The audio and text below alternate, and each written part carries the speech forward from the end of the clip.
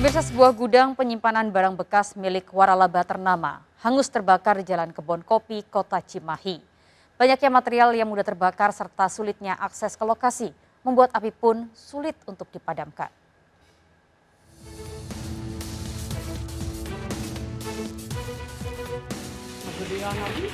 Ya punten Kak, nugadu kontak info Cimahi. Kobaran api dengan cepat membakar sebuah gudang penyimpanan barang etalase milik sebuah perusahaan waralaba ternama di Jalan Kebon Kopi, Kota Cimahi, Jawa Barat. Selang nih. Petugas sempat kesulitan memadamkan api karena akses ke lokasi kejadian di kawasan padat penduduk.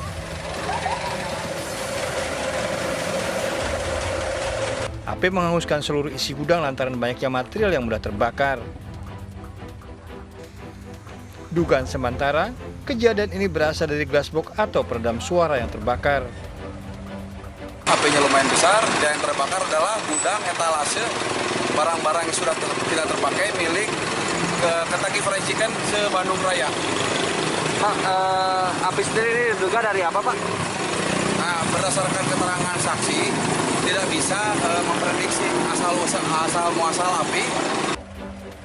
Meski tidak ada korban jiwa, namun kerugian ditaksir mencapai puluhan juta rupiah. Dari Cimahi, Jawa Barat, Yuwono melaporkan. Pemirsa, sepasang kekasih terpantau kamera CCTV mencuri motor milik jemaah masjid di Kota Medan. Kedua pelaku beraksi saat jemaah tengah sholat maghrib.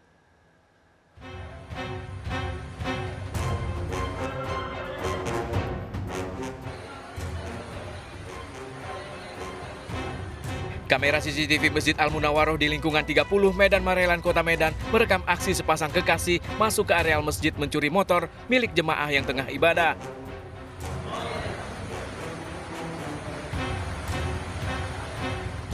Dari rekaman terlihat pelaku wanita bersiap di atas motor menunggu kekasihnya beraksi menggasak salah satu motor terparkir di halaman masjid. Pengurus masjid menyebut pencurian terjadi saat jemaah tengah sholat maghrib. Aksi pencurian motor di kawasan masjid ini telah 5 kali terjadi. Kalau untuk pelaku sendiri Pak ada berapa orang? Dua. Itu laki-laki perempuan Pak, itu gimana? Sepasang lah. Sepasang Pak ya? Udah sering kehilangan di masjid ini Pak? Ada 5 kali lah. Udah 5 kali. Korban telah melaporkan aksi pencurian motornya ke Polsek Medan Labuan. Dari Medan, Sumatera Utara, Yuda Wahar melaporkan. Mirsa, pimpinan BPBD Kabupaten Merangin Jambi ditemukan tewas dengan luka di kepala di rumahnya. Petugas yang melakukan olah TKP banyak menemukan ceceran darah di rumah korban.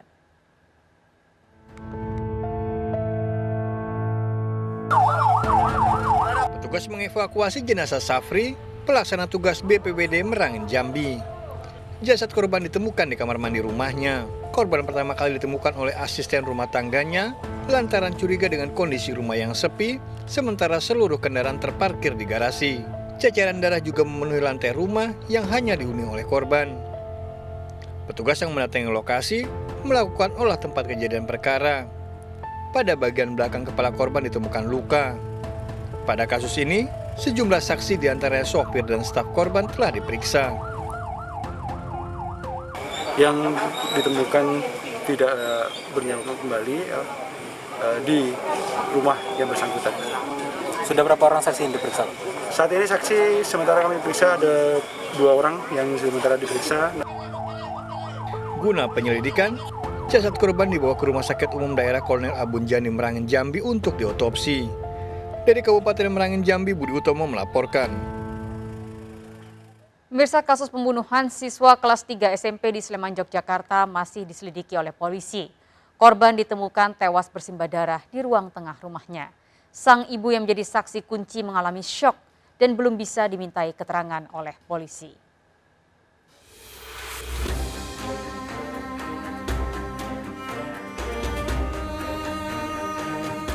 Polisi masih menyelidiki kasus pembunuhan siswa SMP yang ditemukan tewas di rumahnya di Desa Tirto Martani, Sleman, Yogyakarta.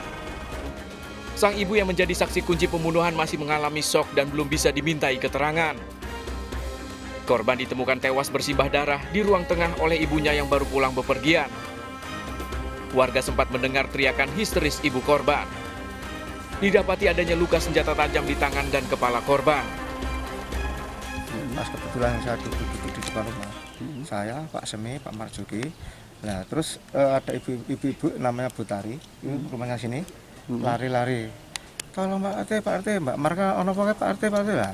Terus saya masuk ambil masker, Pak Seninya langsung ke sini, saya udah sampai sini, Pak Semi udah di dalam, megang urat nadinya, terus saya nengok, Pak Semi udah nggak ada, saya temukan kondisi seperti apa, Pak? berlumuran darah, Pak, berlumuran darah. Usai olah TKP, polisi mendapati tidak ada kerusakan di rumah korban. Sepeda motor korban pun juga ada di lokasi. Selain olah TKP, polisi juga meminta keterangan warga sekitar. Saksi utama adalah ibunya, dan ibunya sampai saat ini masih belum bisa diminta keterangan. Ya. Berarti kemungkinan dugaan penganiayaan itu dilakukan di rumah korban atau Kemungkinan besar di rumah korban. ada yang melihat kedatangan orang-orang tak dikenal itu masih? Kasih menunggu ibunya yang saat ini masih belum bisa diminta keterangan. Ya. Peristiwa berawal saat korban pulang ke rumah usai bermain futsal pukul 16 sore. Korban yang mengendarai motor sempat mengantar pulang temannya. Mendapati sang ibu tak ada di rumah sekitar pukul 19, korban mengirim pesan lewat WA meminta ibunya segera pulang ke rumah. Pukul 20, betapa terkejutnya, sepulangnya ke rumah, sang ibu mendapati pintu rumah tak terkunci dan melihat anaknya tewas mengenaskan. Usai diotopsi di Rumah Sakit Bayangkara, jenazah korban telah dimakamkan di TPU desa setempat. Dari Sleman, Yogyakarta, Heru Trijoko melaporkan. Pemirsa, buron 4 hari, polisi akhirnya meringkus pelaku perampokan dan penikaman seorang satpam hingga tewas di Tarakan, Kalimantan Utara hari Minggu lalu. Pelaku menikam satpam yang mengetahui aksinya dan berupaya untuk menangkapnya.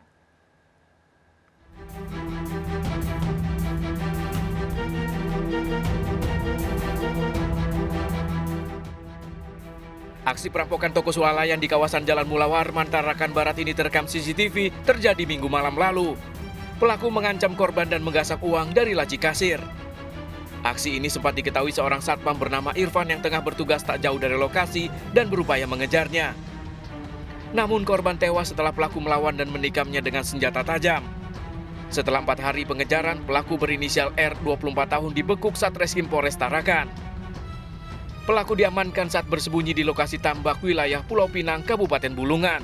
Saat pelarian, pelaku diduga dibantu oleh seorang rekannya dengan meminjam speedboat. Dari tangan pelaku diamankan juga sejumlah barang bukti, diantaranya uang hasil perampokan sebesar Rp4.740.000, 1 unit speedboat, sepeda motor, dan sarung senjata tajam. Sementara badik yang digunakan pelaku tidak ditemukan karena dibuang pelaku ke laut saat pelarian. Tersangka melarikan diri dan dikejar oleh korban. Saat pengejaran tersebut, tersangka kemudian menikam korban yang berprofesi sebagai salah satu satuan pengamanan di Taspen. Pelaku bakal terjerat pasal berlapis, terancam hukuman maksimal 20 tahun penjara. Dari Tarakan, Kalimantan Utara, Usman Kodang melaporkan. Mirsa, sebuah minimarket dan mesin ATM di kawasan Rumpin, Kabupaten Bogor dibobol oleh pencuri. Komplotan pelaku merusak CCTV dan alarm. Situasi yang sepi membuat para pelaku leluasa beraksi.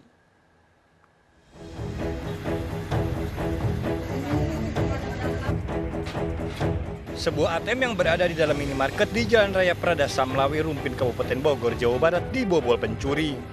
Saat beraksi, komplotan pelaku juga mengambil sejumlah barang di minimarket, terutama rokok. Kejadian ini baru diketahui karyawan minimarket saat akan buka. Dugaan sementara, komplotan pelaku masuk ke minimarket dengan merusak kawat berduri yang ada di samping minimarket. Aksi pencurian di lokasi ini sudah 2 kali terjadi. Pagi datang, itu ATM-nya udah berantakan. Kamera CCTV berfungsi nggak? Udah nggak berfungsi, alarm sama itu udah di itu sama dia. Udah di. Kasus ini sudah dilaporkan ke pihak kepolisian. Dari Kabupaten Bogor, Jawa Barat, Wildan Hidayat melaporkan. Mirsa, pelaku spesialis bobol konter HP beraksi di Jember, Jawa Timur. Sebelum beraksi, pelaku yang tertangkap mempelajari situasi konter incarannya sambil menjual barang curian dari konter lain.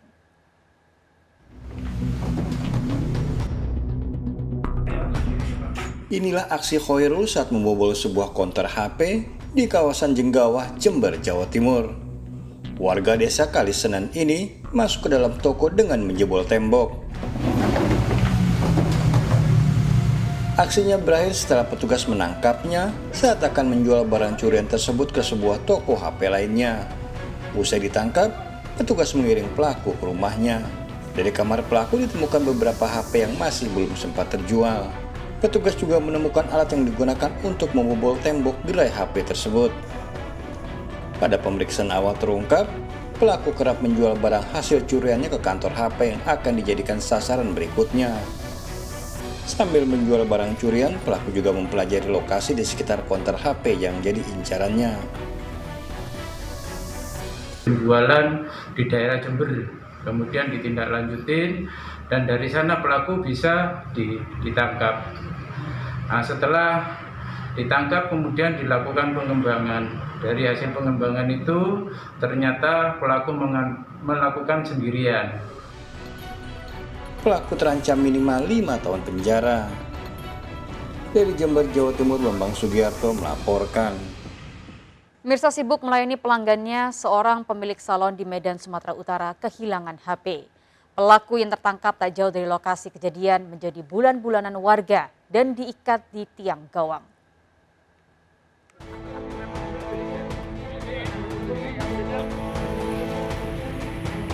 Warga di Jalan Air Bersih, Medan, Sumatera Utara dikejutkan dengan tertangkapnya seorang pencuri HP milik pekerja salon. Agar tak kabur, pelaku diikat pada sebuah tiang gawang. Penangkapan tersangka yang kini ditahan di Mapolsek Medan Kota viral di media sosial.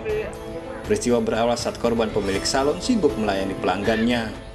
Memanfaatkan situasi yang lengah, pelaku masuk dengan diam-diam dan langsung menggasak HP korban yang tergeletak di meja kasir. Namun aksi tersebut dipergoki korban. Korban pun langsung berteriak hingga terdengar oleh warga. Pelaku pun tertangkap tak jauh dari lokasi kejadian.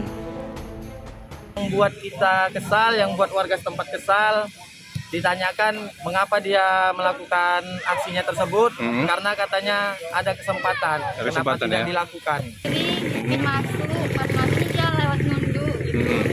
Terus pas dia ambil HP di kantongnya, terus dia lari ke arah ke sana, baru kami teriak maling. Pelaku kini mendekam di Polsek Medan Kota. Dari Medan, Sumatera Utara, Ahmad Ridho Nasution melaporkan. Dan mirsa, sebuah mobil dinas sosial terekam kamera CCTV menabrak pesepeda di Jalan Nusantara, Makassar. Usai menabrak pengendara yang sebelumnya sempat berhenti, langsung kabur meninggalkan korban. Kami segera kembali.